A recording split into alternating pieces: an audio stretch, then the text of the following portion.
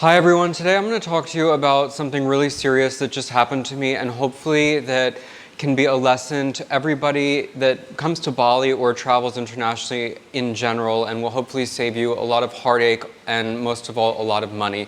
As you can see, I just had an accident about a week ago that required major surgery, and the reason that I entitled this video "A Million Ways to Die in Bali" is because ironically I had just said that more or less an hour before I had this accident, knowing how dangerous this place is. Right now we're in the midst of rainy season, and that means that just being out on your motorbike, there are so many more accidents that can happen. What happened to me, I'm going to go into detail about, explain how I got into this situation of being immobilized right now from my right hand and everything that had entailed. But really the point of this video, above all else, is the importance of having health insurance. Whether you come here as an expat to Bali or as a traveler, medical bills can really add up. And this is something that I had honestly sort of not taken advantage of, in the sense of I sort of felt overprotected because I've never had an accident before. And so I took for granted my health and that nothing would ever happen to me. However, I'm very lucky that I do have health insurance, that my parents had paid for a plan for me because they're both medical doctors in the United States, and they are very aware of things that can happen accidentally. Let's start from the beginning, and I'm going to tell you what happened to me. On the night of Thanksgiving, I was at a friend's home for a party, and it was a big deluge coming down. As I said, it's rainy season, so it's very normal for it to rain for a few hours a day here. And I was coming from the outside to the inside in this villa, and for people who know Bali know, and as you can see kind of from my home, there's not a big distinction between the inside and outside. So the floor was wet. I was carrying an empty glass. I wasn't even drunk, and I slipped on the floor, and this glass shattered in my hand, and it cut me right here at the thumb. At the time, I guess it was the adrenaline or whatever, I thought, oh, it's not a big deal, it's just a cut. But there was luckily somebody there who has experience with cuts, and she rushed to me right away and rinsed it off and put antiseptic and bandaged it up. And I thought, okay, this is embarrassing, I'm going to leave the party. I even drove myself home on my motorbike.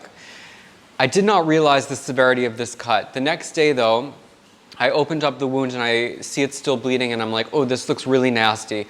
So I decide to go to the hospital. I call my friend who has experience with emergencies in Bali, and she says, go right away to BIMC or BMIC hospital, whatever. It's one of the best hospitals in Bali. Hey guys, I'm actually at the emergency room, and I thought what a better time to make a little video because I've never had to go to the hospital for an emergency here in Bali before. But basically what happened to me is last night I was at a Thanksgiving party and it was raining really hard, and I slipped on the floor while holding an empty glass, and the glass cut deeply into my hand, specifically into the crease of my thumb, and now I can't really move my thumb. I'm afraid of nerve damage, and luckily I do have global health insurance, and we just called them, even though it's Thanksgiving, still Thanksgiving Day in America right now. This is the day after Thanksgiving right now that I'm filming this, but I believe that my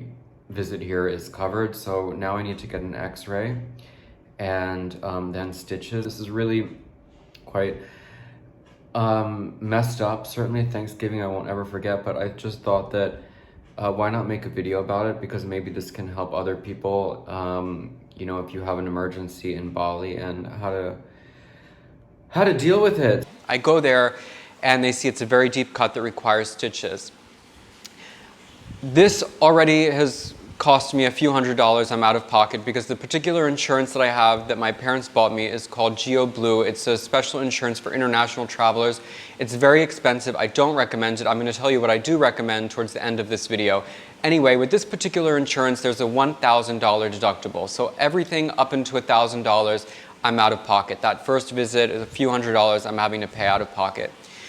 So a few days later, I go to my friend again who is experienced with wounds and healing and all of this stuff. I go to her to change my bandages, and we remark that I cannot properly move my right thumb. Now, where the cut is a very sensitive area. It's right at the crease of my thumb.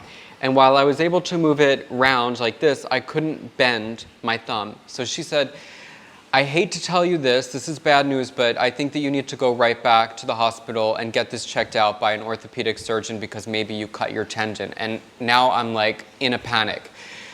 So I go straight to the hospital, and I'm very lucky that at the hospital that evening there was an orthopedic surgeon in attendance. He took a look at me and he said, you cut your tendon, you're going to need to go into surgery under general anesthesia to have this repaired. Now at this point I am having a full mental breakdown because I went from thinking, oh, this is a really embarrassing little party accident, I have a cut that is going to just heal in a couple days, to okay, I need stitches, to, oh my God, I need to have surgery under general anesthesia and repair a tendon in my right hand thumb, which obviously I cannot live my life without. The next day I'm scheduled for surgery.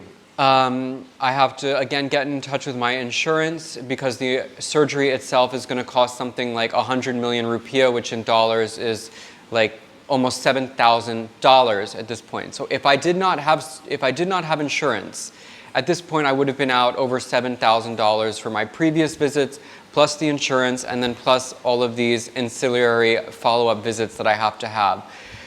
The whole experience has been beyond traumatizing, and it has taught me so much about health insurance in general.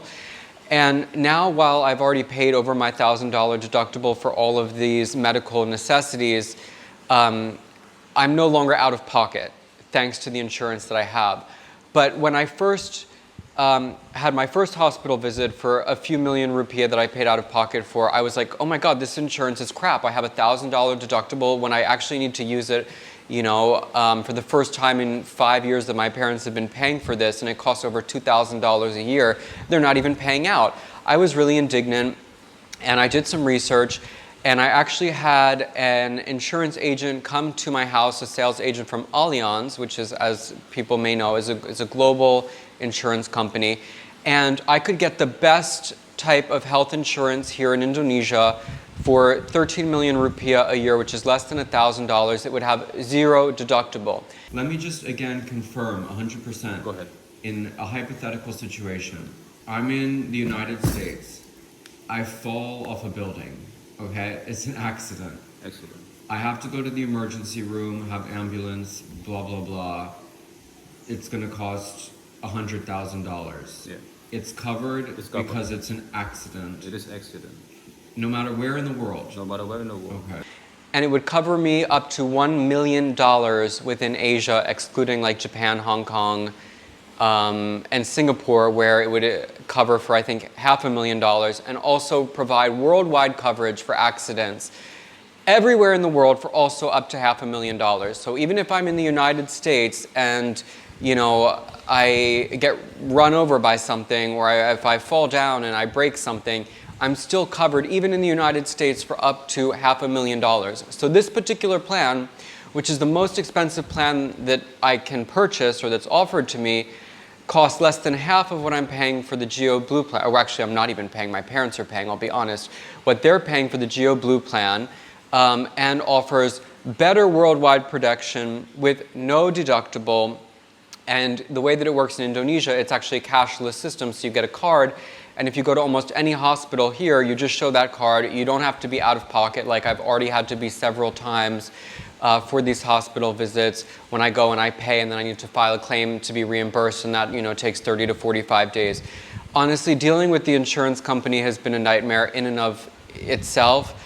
I am appreciative, of course, that the major cost of the surgery was taken care of. I'm also very lucky in general that in Bali they have someone who is specialized in orthopedic hand microsurgery at this particular hospital. So I got the best level of care in Bali that one could possibly hope for. Now I'm at about day 4 after my surgery, which required general anesthesia, as I said, required an intense microsurgery, and I had a follow-up visit with the surgeon yesterday, and we tested, and my thumb can move again, obviously, which is a great relief, but I have to still wear this for 10 days, and it's going to be a 4 to 6 week long general healing process. And the scary thing that I also learned yesterday is that the tendon will never be 100% of what it was because it was actually cut completely by the glass. It will only ever be 70 to 80% of strength. I don't even know what that means. It's very scary.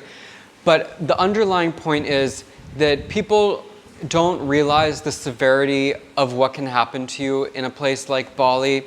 Again, I'm actually shocked that at this point I haven't even had really any other accidents up until this point, and I've been here 3 years, at least any accidents that have required hospitalization.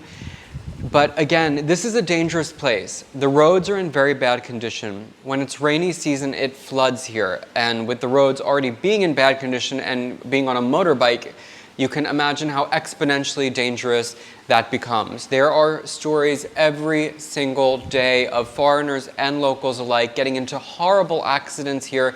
And because they don't have insurance, they have to set up GoFundMe accounts or pages, to pay for the thousands and thousands of dollars of emergency medical surgery that then they require. My exhortation to anybody that's watching this video that wants to come to Bali, either if you're coming for less than 90 days, make sure you have travel insurance, or if you're coming here as an expat, depending on what type of visa you have, you really need to have insurance. Anything can happen to you here. I mean, again, I was not drunk.